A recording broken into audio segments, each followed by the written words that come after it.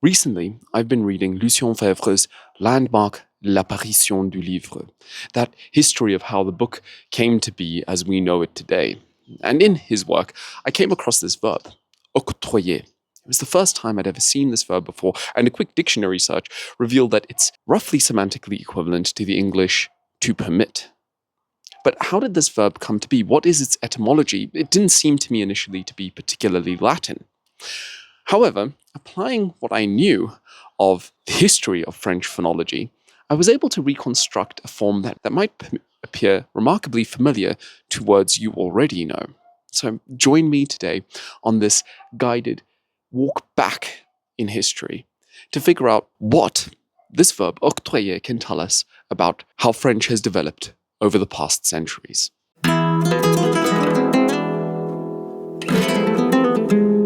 What I want to do here is somewhat replicate the process that I applied initially. So we're going to be working reverse chronologically. That is to say, we'll work from the most recent changes in this verb up to its earliest stage.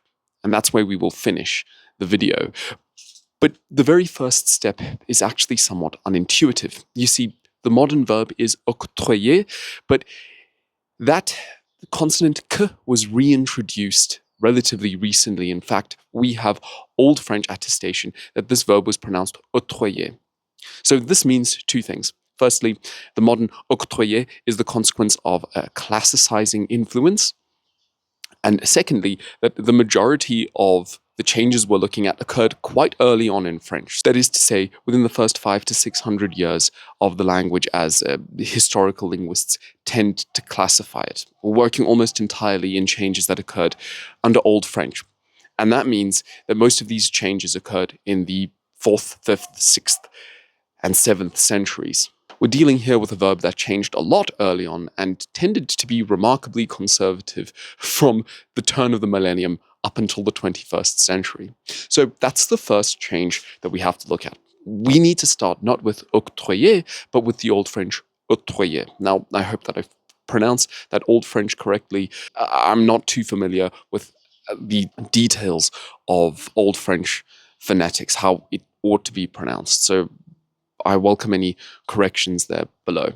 The first change I'd like to look at is elision after vocalization. So we're going to change the end of this verb, that glide ye. Given what we know about French phonological history, it in all likelihood replaces a previous consonant. Now, this isn't something that's unique to this verb. In fact, French phonological history has this tendency to first voice intervocalic unvoiced consonants and then elide them when they are voiced. Now, to make this a bit more concrete, consider how the Latin word for life, vita, becomes vie in modern French. Beyond the change in the pronunciation from the rounded vowel w to the labiodental fricative v, the change in consonant that concerns us here is the fact that that Latin t plosive disappears completely. And it's highly likely, although we lack attestation for this, that first it moved from t to d. This is a case of vocalization that affects Iberian Romance as well. We've spoken about that quite a lot here on this channel. And then after it was vocalized, it was likely fricativized. That is to say, it was not pronounced as a hard d, but almost like a softer d sound. And then from there, disappeared completely in the language, became this glide that we hear ever so slightly in the French word vie.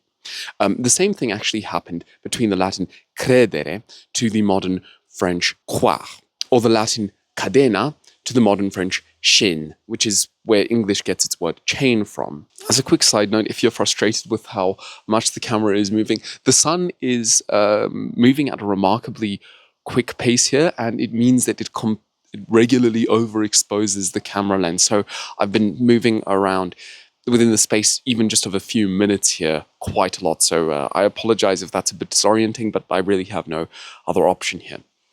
Back to the French. Okay, so what we can assume here is that that ye ending had a consonant there. And it turns out that that consonant was the voiced sibilant z. That means that we move from octroyer to auctorizare. But it's not that simple, because you see, usually the formation of these glides, the disappearance of these intervocalic consonants triggers a change in the vowel qualities around them. You will notice that in the example before, French doesn't turn Latin credere into something like cre.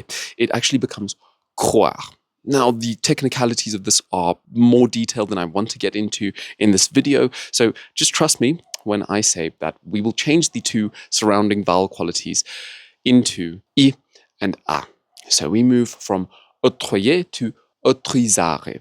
I know it sounds very strange, but bear with me for a moment. I think this was probably the most recent change. The change before that, I suspect, is in fact syncope. Now, we've spoken about syncope before on this channel, but to simplify it, the syncope was the elimination of unstressed vowels that occurred between consonants in the Romance languages. This happens across the Romance languages, and it's one of the reasons that the Latin aperire becomes the Spanish abrir. And in this case, between the plosive consonant t and the velar rhotic sound r, there was likely a vowel there. In fact, that consonant cluster tr is probably the consequence of the elimination of a vowel that existed between those two consonants in the first place. And I'm going to, for reasons you will understand later, insert the vowel quality u. So we move from octroyer to the earliest attested version, octroyer.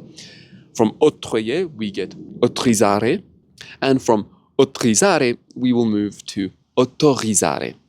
And I think you've probably figured out where this verb comes from by this point already. But if not, let's continue to the step that I think likely chronologically occurred before this syncope that we've just looked at now. And that is monophthongization. Yes, that beginning o was likely au in Latin. And we know this because the Romance languages have this tendency to take this au sound in Latin and turn it into an o. This is, in fact, why the Latin aurum monophthongized into Spanish oro. So the initial vowel o in octroyer, we will replace with an au, and moving step by step back in the past, we move from octroyer to auctorizare to autorizare, from autorizare to autorizare, and if you haven't got it at this point, we simply need to make one last change. Fill in the elided consonant in a consonant cluster.